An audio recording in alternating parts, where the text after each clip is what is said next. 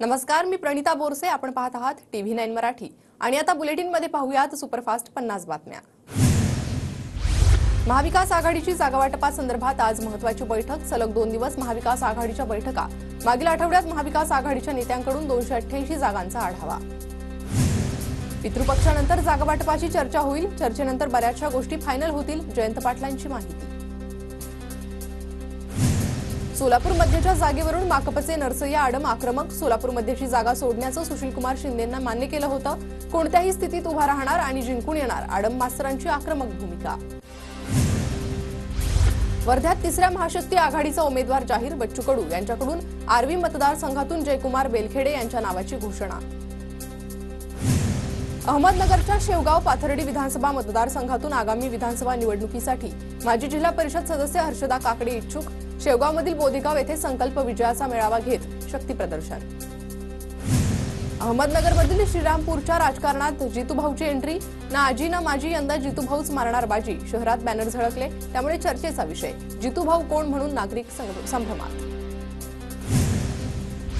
साताऱ्याच्या कराडमध्ये शिवसेनेच्या ठाकरे गटाकडून बॅनरबाजी. उबाठाच्या इंद्रजित गुजर यांचं मिशन विधानसभा असे बॅनर. पृथ्वीराज चव्हाण कराड दक्षिणचे काँग्रेसचे विद्यमान आमदार.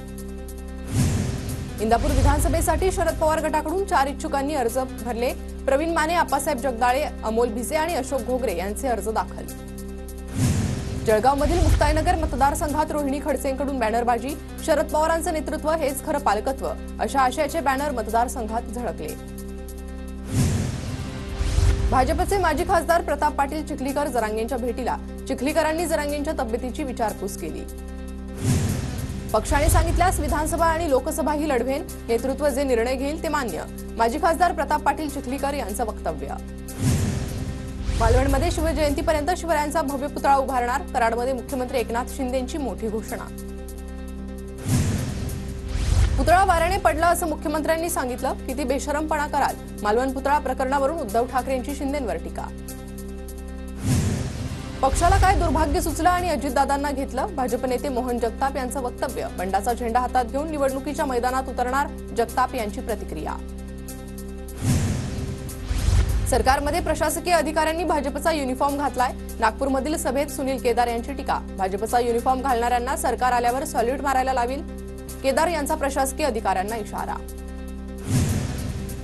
भाजप आमदार नितेश राणेंच्या नेतृत्वाखाली अमरावतीच्या असलपूर शहरात हिंदू आक्रोश मोर्चा आणि धर्मसभेचं आयोजन. परतवाडा शहरात राणेंची बाईक रॅली, तर असलपूरमध्ये पोलिसांचा तगडा बंदोबस्त. अजित पवार आजपासून 2 दिवसीय लातूर दौऱ्यावर. उदगीर आणि अहमदपूर विधानसभेचा आढावा घेणार. विविध विकास कामांचं उद्घाटन करणार. बारामतीत खासदार सुनेत्रा पवारांच्या हस्ते विविध विकास कामांचं उद्घाटन. बारामती तालुक्यातील कारहाटी, मोढवे गावांमध्ये विविध विकास कामांचं उद्घाटन. सोलापूरमध्ये भाजप आमदार सुभाष देशमुखांनी कोळी बांधवांचा घेराव. आंदोलकांच्या घोषणाबाजीमुळे उपोषणस्थळावरून देशमुखांचा काढता पाय. छत्रपती संभाजीनगरच्या सिल्लोडच्या धोत्रा गावात मंत्री अब्दुल सत्तार यांच्या मुलासमोर गोंधळ आणि मारहाण. गोंधळ आणि मारहाणीचं कारण अस्पष्ट. उद्धव ठाकरे मुख्यमंत्री व्हावे यासाठी सांगलीत पार पडला महायज्ञ सोहळा. कवठे महाकाळच्या देशिंगमध्ये चंद्रहार पाटलांकडून महायज्ञ सोहळ्याचं आयोजन. ठाकरे गटाच्या वतीनं धुळ्यात महिला मेळाव्याचं आयोजन. मुस्लिम महिलांचा ठाकरे गटात प्रवेश. अजित पवार गटाची पुढील आठवड्यात गोंदिया आणि वाशिम, बुलढाणा आणि यवतमाळ जिल्ह्यात जनसन्मान यात्रा. प्रफुल्ल पटेल यांची माहिती. राज्य मंत्रिमंडळाची आज मंत्रालयात बैठक. राज्यात अतिवृष्टीमुळे झालेल्या नुकसानीचा आढावा घेतला जाणार. नागपूर स्मार्ट सिटी होणं अवघड. शहराच्या विकासाचे कुठलेही नियोजन नाही. मनात वाटेल तेथे कामं केली जातात. स्थानिक विकास यंत्रणा कुचकामी. केंद्रीय मंत्री नितीन गडकरी यांची कबुली. 5 ऑक्टोबरला पंतप्रधान मोदी वाशिम जिल्ह्याच्या दौऱ्यावर. विरासते बंजारा वास्तू संग्रहालयाचं उद्घाटन करणार. मोदींच्या जाहीर सभेचंही आयोजन. नाशिकमध्ये धनगर आरक्षणावरून आदिवासी समाज आक्रमक. आज नाशिक मुंबई महामार्ग रोखणार, तर नरहरी झिरवाळही धरणे आंदोलन करणार. बीडच्या वडवणीमधील देवगावमध्ये धनगर समाजाच्या वतीनं साखळी उपोषण. एसटी प्रवर्गातून आरक्षण देऊन अंमलबजावणी करण्याची मागणी. उद्धव ठाकरे, शरद पवार आणि नाना पटोलेंनी मराठा समाजाला ओबीसीतून आरक्षण देऊ अशी भूमिका जाहीर करावी. नरेंद्र पाटील यांची महाविकास आघाडीच्या नेत्यांवर टीका. नवीन योजनांच्या घोषणेमुळे राज्याला आर्थिक दबावाचा सामना करावा लागतोय. सुधारित प्रशासकीय मान्यता मागणाऱ्या प्रस्तावावर वित्त विभागाचं उत्तर. तुळजापूर तीर्थक्षेत्राचा 1999 कोटी रुपयांचा अंतिम विकास आराखडा मंजुरीसाठी सादर। पुढील 10 दिवसात मुख्यमंत्र्यांच्या अध्यक्षतेखालील उच्चाधिकार समिती मान्यता देण्याची शक्यता। शारदीय नवरात्र उत्सवाच्या पार्श्वभूमीवर अंबाबाई देवीच्या सोन्याच्या दागिन्यांची स्वच्छता पूर्ण। 20 पेक्षा जास्त सेवेकरींकडून दागिन्यांची स्वच्छता। हे दागिने नवरात्र उत्सव काळात अंबाबाईला परिधान केले जाणार। शारदीय नवरात्र उत्सवानिमित्त पंढरपूरच्या श्री विठ्ठल रुक्मिणी मंदिरात स्वच्छता मोहीम। मंदिरातील विठ्ठल सभागृह, चारखाबी, सोळखाबी आणि रुक्मिणी मातेचा गाभारा स्वच्छ करण्यात आला। सौर कृषी पंपांना प्रचंड मागणी। 14 दिवसात 1,22,000 शेतकऱ्यांचे अर्ज। योजनेला मराठवाड्यातून सर्वाधिक प्रतिसाद।